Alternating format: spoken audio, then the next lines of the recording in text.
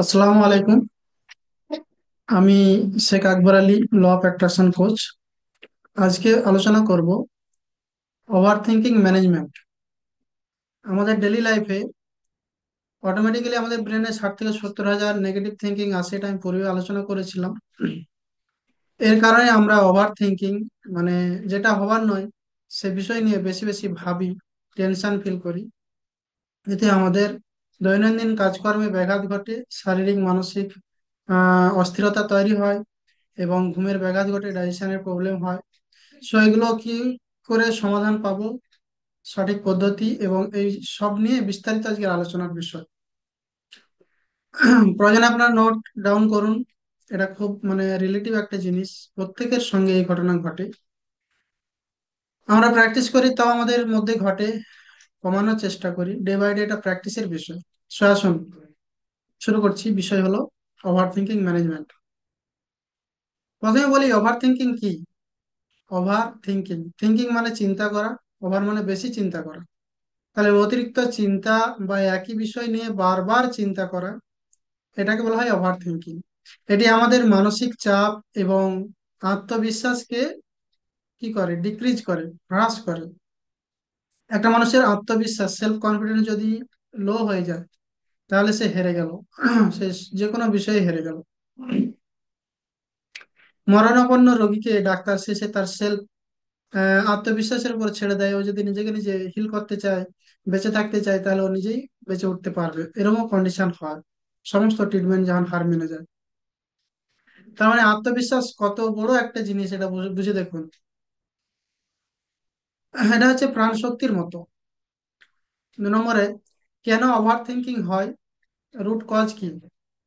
ভবিষ্যতের ভয় বা অনিশ্চয়তা, ফিনান্সিয়ালি কোনো ডিস্টারবেন্সের জন্য। ভবিষ্যতে আমার কি হবে, আমার চাকরির কি হবে, ব্যবসার কি হবে, আমার বয়সকালে কি হবে, খেতে পাবো কিনা, এই সমস্ত শারীরিক হেলথের ব্যাপার এবং বিশেষ করে অর্থনৈতিক অবস্থা নিয়ে মানুষ বেশি চিন্তিত হয়। এছাড়া হয় অতীতের ভুল বা কষ্টের স্মৃতি বারবার মনে করে সে ওভার থিঙ্কিং করে, লো ফ্রিকোয়েন্সিতে যায়, সেলফ কনফিডেন্স হারায়। 3, আমাদের নিজেদের প্রতি বিশ্বাসের অভাব, সেলফ লাভের অভাব, নিজের প্রতি আস্থা, ভরসা, বিশ্বাসের অভাব। যদিও নিজের আস্থা ভরসার উপরেই মানুষ বেঁচে আছে, কিন্তু তবুও সে নিজেকে নিজে জাজ করে, সন্দেহ করে।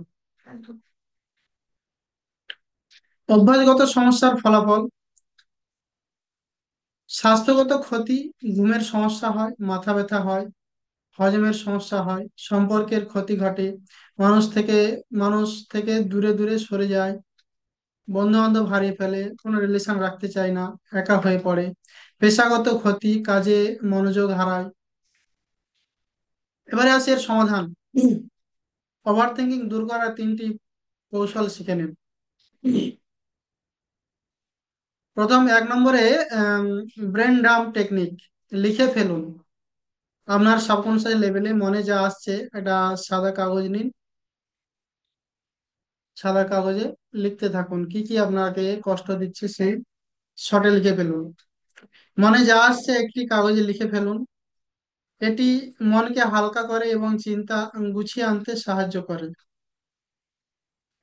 এরপরে লেখা হয়ে গেলে ওই লেখা কাগজটাকে আগুনে পুড়িয়ে দিন বা ছোট ছোট করে কুচি কুচি করে উড়িয়ে দিন। 2 নম্বর, বড় একটা বেলুন নেন, সে বেলুনে ওভার থিঙ্কিং গুলো লিখে বেলুনটা ফুলিয়ে জোর করে মেরে ফাটিয়ে দেন এবং কল্পনা করুন ওগুলো সব উড়ে গেছে ফাটার সঙ্গে সঙ্গে। 3 নম্বর হচ্ছে যে 5 4 3 2 1 গ্রাউন্ডিং টেকনিক। 5টি জিনিস দেখুন, 4টি জিনিস স্পর্শ করুন, 3টি শব্দ শুনুন, 2টি ঘ্রাণ নিন, একটি স্বাদ অনুভব করুন। বাড়িতে এগুলো পাবেন। 5টা জিনিসকে আপনি দেখুন, ঘরের মধ্যে লাল নীল সবুজ কালারের কি কি রয়েছে দেখুন। 4টি জিনিস স্পর্শ করুন, ঘরের মধ্যে 4টা জিনিস ভালো করে স্পর্শ করুন প্রেজেন্ট মোমেন্টে থেকে। 3টি শব্দ শুনুন চোখ বন্ধ করে।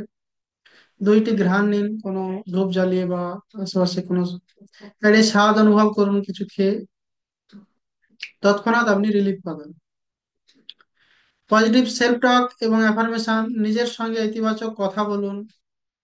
হ্যাঁ, যেমন আমি যে কোনো পরিস্থিতি সামলাতে পারি, আমার চিন্তা আমার নিয়ন্ত্রণে। এছাড়া বলতে পারেন আমি যেভাবে অনুভব করি তার জন্য আমি দায়ী, আমি আমার সব আবেগের উৎস, আমি সহজেই পরিবর্তন পরিচালনা করতে পারি, আমি পরিবর্তন সহজেই গ্রহণ করি, আমি নিজের প্রতি শ্রদ্ধাশীল, আমি অন্যের প্রতি শ্রদ্ধাশীল, আমি সহজেই ভালোবাসা দিই, আমি সহজেই ভালোবাসা গ্রহণ করি, আমি নিজেকে বিশ্বাস করি, আমি অন্যদেরও সহজেই বিশ্বাস করি, আমি মহাবিশ্বের সাথে এক, মহাবিশ্ব আমার সাথে এক। এগুলো লিখে প্র্যাকটিস করুন, বলুন, অ্যাফার্ম করুন। বিশেষ করে সকালে ঘুম থেকে ওঠার পরে ফার্স্টে এটা অ্যাফার্ম করুন, রাত্রে ঘুমাতে যাওয়ার আগে অ্যাফার্ম করুন। এতে আপনার সাবকনসিয়াস মাইন্ড প্রোগ্রামিং হবে। প্র্যাকটিক্যালে ডিপ ব্রিদিং অনুশীলন করুন। 4 সেকেন্ড ধরে শ্বাস নেন, যেমন এরকম 1 2 3 4 সেকেন্ড ধরে শ্বাসটা নেবেন, হোল্ড করুন, 4 সেকেন্ড শ্বাস ছাড়ুন। তলপেট থেকে শ্বাস নেবেন, মানে শ্বাসে শ্বাসে আমাদের থট গুলো রেগুলেট হয়। শ্বাস কন্ট্রোল করতে পারলে আপনার থট কন্ট্রোল হয়ে যাবে। সেজন্য শ্বাসটাকে কন্ট্রোলিং করে অনেক কিছু আপনি জয় করতে পারবেন। শ্বাস বিজ্ঞানের উপরে স্টাডি করে আমি জেনেছি যে, যেমন ধরুন, শ্বাস লেন্থ যদি কম হয়, তাহলে যেমন ধরুন আহ আমরা যে শ্বাস ছাড়ি সেটাকে আঙুল দিয়ে গোনা হয়। সেই হিসাবে আঙুল কম হলে নিষ্কাম, যদি 1 আঙুল হয় তাহলে নিষ্কাম ভাব আসবে, 2 আঙুল হয় আনন্দ মধ্যে থাকবে, 3 আঙুল হলে সে কি হবে, কবিত্ব তার মধ্যে আসবে। 4 নম্বর, মানে চার শ্বাসযুক্ত, এই 4 আঙুল পর্যন্ত যদি শ্বাস ছাড়ে তাহলে কুশল বুদ্ধি সম্পন্ন হবে। 5 আঙুল এরকম করে করে দেখা গেছে যে উম, এর যত আমরা শ্বাস কম নিতে পারবো তত আমাদের আয়ু বৃদ্ধি হবে। এবং এটা সার্ভে রিপোর্টে এটা পাওয়া গেছে, খরগোশ মিনিটে 35 থেকে 35 বার সে শ্বাস প্রশ্বাস ব্রিদিং করে, তার জন্য সে 8 বছর বাঁচে। বান্দর 32 বার শ্বাস প্রশ্বাসের ব্রিদিং কন্ট্রোল করে, মানে নেয় ছাড়ে, সেজন্য 10 বছর বাঁচে। কুত্তা 29 বার শ্বাস প্রশ্বাস ছাড়ে 1 মিনিটে, সেজন্য 12 বছর বাঁচে। ঘোড়া 19 বার 25 বছর বাঁচে। মানুষ 13 থেকে 15 বার পার মিনিট শ্বাস প্রশ্বাস করে, সেজন্য 100 বছর বাঁচে। সাপ 8 বার, এই জন্য 1000 বছর বাঁচে। কচ্ছপ 5 বার শ্বাস প্রশ্বাস নেয়, তাতে সে 2000 বছর বাঁচে। কম শ্বাস নিলে আপনার উমর বেড়ে যাবে, এবং সাথে সাথে থট প্রসেসও কমে যাবে। সেজন্য ব্রিদিং কন্ট্রোল করা প্রতিদিন প্রাণায়াম প্র্যাকটিস করুন। সকাল ঘুম থেকে উঠে চোখ বন্ধ করে এরকম আঙুল নিয়ে ডিপ শ্বাস এক নাক থেকে নেবেন, আরেক নাক থেকে ছাড়বেন, উল্টোটা করবেন।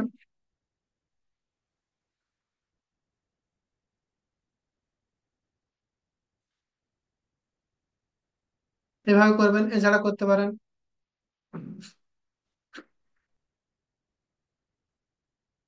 তারপর থেকে শ্বাসটা নিয়ে বার করুন জোরে জোরে।